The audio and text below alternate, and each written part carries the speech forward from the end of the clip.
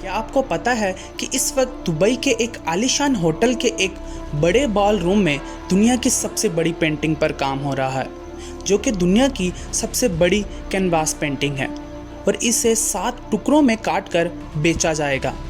इसे बनाने वाले आर्टिस्ट साचा जाफरी का कहना है वो 5 माह से दुबई में फंसा हुआ है और कोरोना की वजह से दुबई के एटलांटिस पाम होटल के अंदर रह रहा है। यहाँ इसे ख्याल आया कि क्यों ना एक ऐसी बामानी पेंटिंग बनाई जाए जो कि दुनिया के अंदर कुछ पॉजिटिव मैसेज दे सके या तब्दीली ला सके, क्योंकि इस पेंटिंग के बिकने के बाद जो भी आमदनी होगी वो इसे चैरिटी के अंदर दे देगा।